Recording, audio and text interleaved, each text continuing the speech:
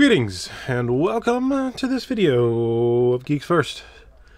I'm Jacob, and today we're just going to have a nice fun conversation on our Flesh and Blood Unlimited journey about this here box of Crucible of War. As you're aware, the Dynasty season previews are in full swing, and there's been some really interesting, unique parallels, but also extreme differences now that most of the set has been revealed.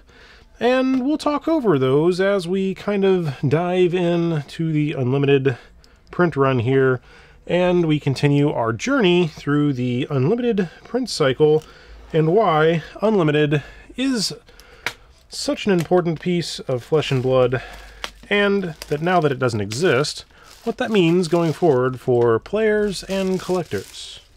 All that on today's episode.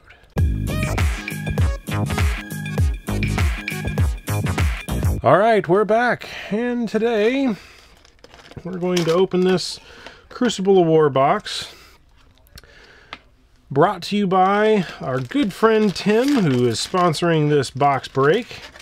These cards are all going to him, so good luck, sir. Hopefully some good stuff is achieved. We're going to just keep these kind of off the side here, and we're going to alternate back and forth. So,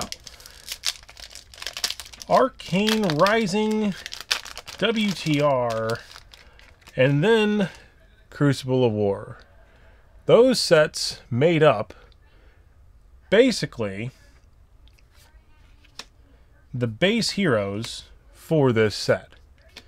Now, what's interesting about that is that because there are reprints, such as this, of those heroes, oh, look at that, you got a fine center, majestic, and it's foil. Hot dang, that's a good pull right off the bat. And Centauri Sabers.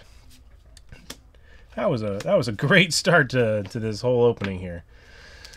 So something interesting about Crucible that they did not carry forward to the same extent, but to some spirit or spiritual successor, is that there are no, I can't say no heroes in Dynasty, but the heroes that are in Dynasty, you do not have additional young and or kind of heroes that are reprints, such as Rhinar here.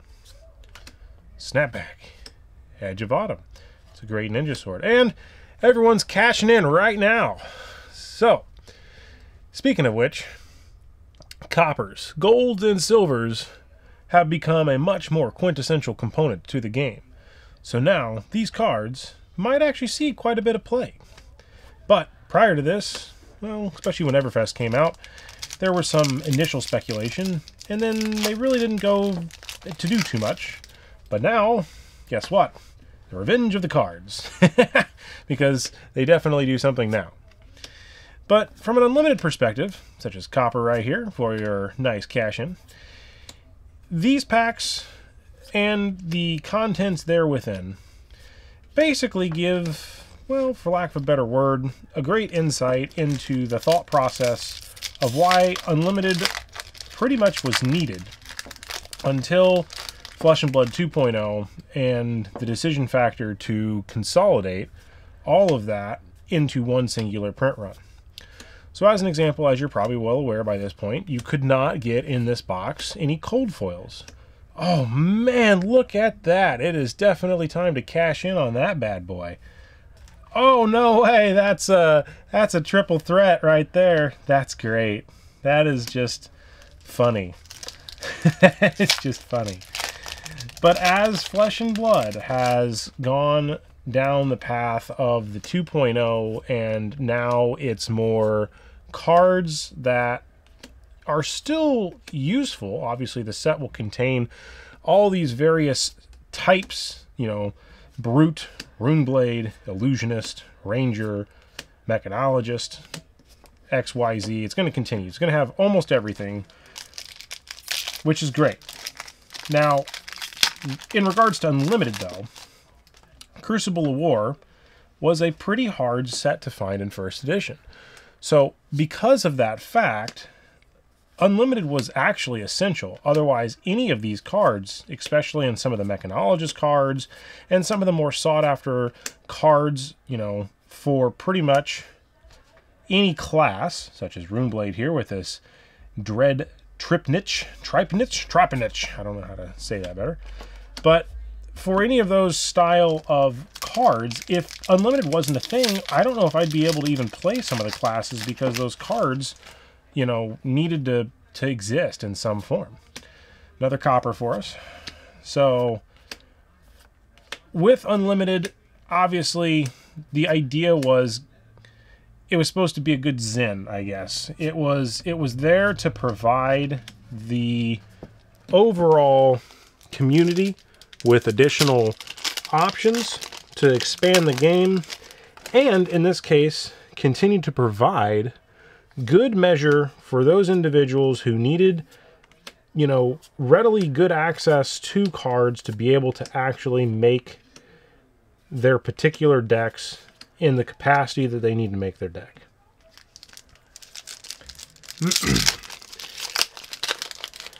Now that we've kind of been able to digest a lot of the historical impact of first edition Unlimited and the meaning of that for most card stores. Wow, look at that, a foil Skullhorn. Nice. Hope you like playing Brute there, sir. It's pretty cool looking, actually. I like that. It's a pretty sweet looking one. But now that, you know, the game has kind of moved on, these cards are kind of hard to come by, really. And it's mostly because now it is officially out of print. Now, Unlimited, again, as I've said before, is not necessarily really all Unlimited. Foil Runechant. Ooh, nice. I always enjoy opening Crew because it's just, you basically could get anything from any of the classes. So while it's not draftable, it's still exciting to open. And there's your Dash, which is one of my favorites. I might have to confiscate that from him if I ask nice enough to keep that and add that to my little collection of Dashes that I have. But essentially, one of the things to consider is that basically, as Flesh and Blood continues to grow, players join the game. This is now out of print. Unlimited is going to still be hard to find. Now, at this point, you can still kind of get these boxes on TCG Player and some other stuff along those lines. But overall, like Poison the Tips here, you don't really know what cards in this are going to be needed, so you might want to just buy singles. But in order to get singles, obviously, people have to open packs, which means that what's out there in the market, and just from my general understanding at this point, there's not near as much Unlimited as people think there is. And I believe that this is really case in point for the fact that recently certain cards have essentially almost been, quote, bought out. So that's not really anything to do with the problems or not problems with Unlimited. But due to the fact that there is now an extreme interest in the game, Redliner for a Ranger, look at that. Nice.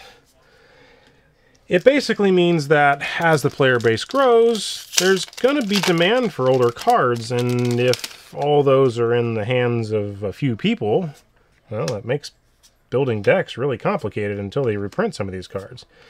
Even a common, as an example, that's needed in a new deck, if it was only printed in one, oh man, I'm going to definitely have to, like, ask you for some cool stuff out of this box.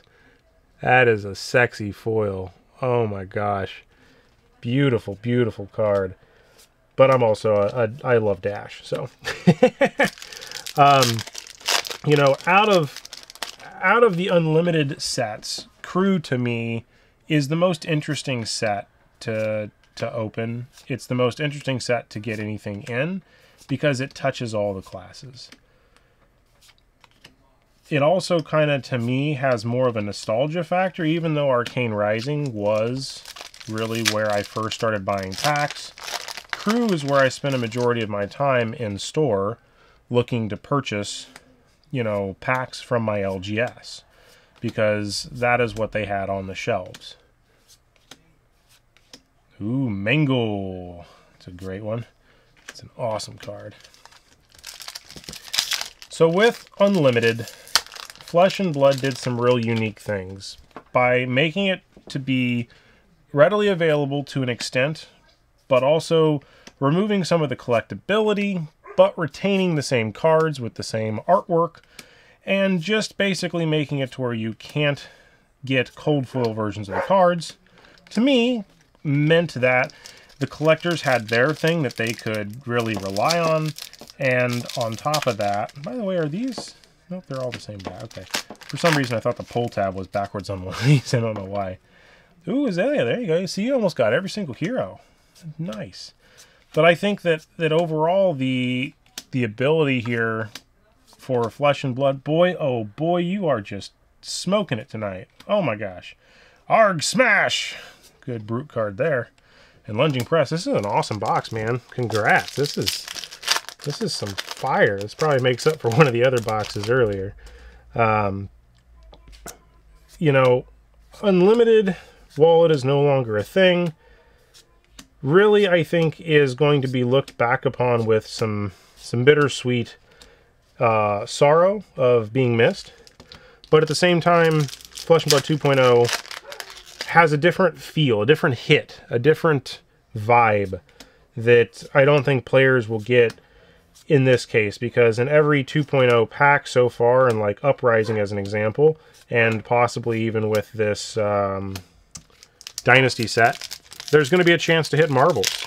Marbles didn't even exist in this, you know, so you're basically, you know, you're knowing that when you get this, you're basically getting almost everything non-foil, and then you're getting a couple of foils, but then for the most part, you know, ooh, Kasai, nice. You're just, I don't know. I think Unlimited had its merit, and as we wrap this up, you know, I think that the next phase is going to be a fond nostalgia for missing some of the Unlimited print run style of cards, but also having a fond, you know, understanding that Flesh and Blood 2.0 or Fab 2.0 basically gave us the ability to open cards, Spoils of War, nice, and give us that opportunity to not only experience opening cards and having the gambler's premium of a first edition basically forever is a good good reference point there, because they will very easily, you know, let you, for lack of a better word, open up plenty of packs, but it's not really the same feel as opening up and knowing, in this case, you get so many per, like History Pack. It's guaranteed 12 Majestics per box. That was never the case with any of these. Correlation, the collation, it was fairly random. This, by far, is the best looking Crucible box opening I've seen. I have not hit anything near this good in any of mine. So, with that in mind, I'll wrap this up and say thank you for letting me open this and listening to me ramble about the kind of path of Flesh and Blood's Unlimited Legacy. And on the next video, we're going to be going into Monarch, which would be the 4th set. And then we'll wrap that up after that with Tales of Aria, the last and possibly final Unlimited set before conversion into only 1st edition. And, or I should say, just the edition, whatever they want to call it, just the box. So, again, thanks for tuning in. Like, share, subscribe, hit that bell for more content. And until next time, see you around.